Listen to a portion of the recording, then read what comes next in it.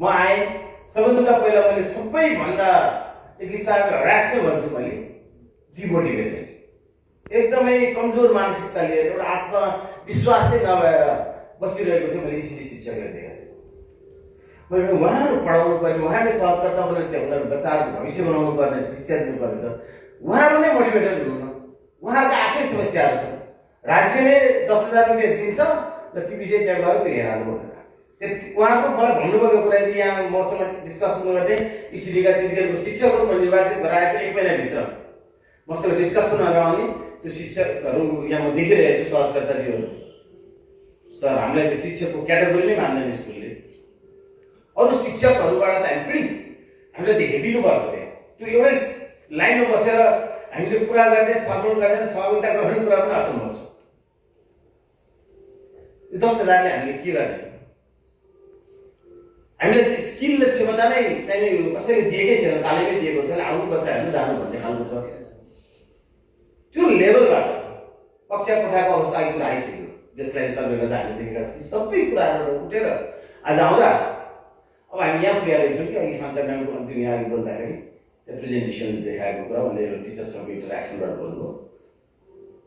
अब त 40 जना त्यो ढङ्गले राखेर व्यवस्थित गरेर राखेर 40 जना राखेर अरू पुग्दैन है भनेर सोच्नुपर्ने सोच्ने बेलामा पुगेछौँ आज हामी।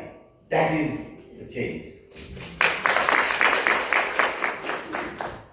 यो साइन्सको मैले अर्को कुरा चाहिँ यति भन्छु, 3 वर्षभित्र बालबालिकाको मस्तिष्क विकास अलमोस्ट भइसक्छ। त्यो बेलामा जे इनपुट दिन्छु त्यसको आउटपुट लाइफ लङ रहन्छ भनिसकेपछि हामी त्यो बेलामा सही कुरा दिने कुरालाई देख्नु साइन्स हो नि त। र त्यसको प्रोसेसहरू छ। त्यसको एउटा अयुवाले भन्नु संवेदनात्मक विकास कसरी गर्ने, लिसनिङको कुराहरू कसरी गराउने, उसलाई आफ्नो कुराहरू आउटस्पोकन कसरी बनाउने, टिममा काम गर्ने कसरी बनाउने, स्किल्सहरू कसरी डेभलप गर्ने, डिसिप्लिनरी कुराहरू कसरी सिकाउने, दोज आर द थिङ्स। अहिलेको यो रातो बङ्गलासँग हामीले गरेको प्याकेजमा सबै कुराहरू छ नि, त्यो त साइन्स बेसमा छ नि। त्यो एउटा त्यो हेजर छैन। अहिले उहाँले भन्नु कक्षामा गइदियो जे मन लाग्यो त्यो त्यो टिचरलाई आज विद्यार्थीले कथा भन्नु मिस भनेर कथा भन्नु, आज खेल्ने भन्यो खेल्ने।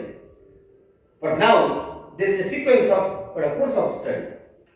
तपाईँ त्यसलाई फलो गरेर पढाइरहनु भएको छ भने आज हामी के कुराले गरेका छौँ? कमिटमेन्टको हिसाबले ठिक छौँ, प्रोसेसको हिसाबले ठिक छौँ, पार्टनरसिपको हिसाबले ठिक छौँ। त्यसलाई चाहिँ एउटा रिसोर्सहरू लर्निङ मेटेरियल्सदेखि कक्षा कोठादेखि सारा चिज व्यवस्थित गर्ने हिसाबले म्यानेजमेन्टको हिसाबले ठिक छौँ। सङ्ख्या ल हामीले आएपछि के गर्यौँ?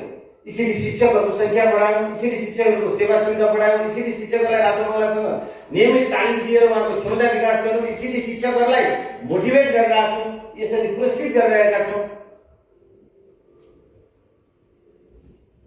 कक्षा कोठाको सुधारका कार्यक्रमलाई अगाडि बढाइरहेका छौँ, नियमित अनुगमनहरू गरिरहेका छौँ।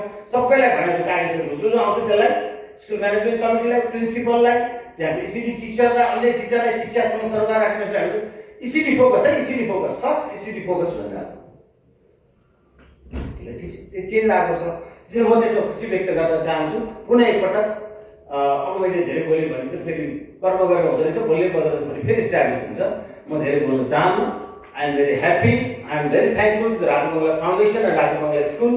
र टोटल टिममा मैले कविता म्यामलाई धन्यवाद दिन भने त्यो अन्याय हुन्छ।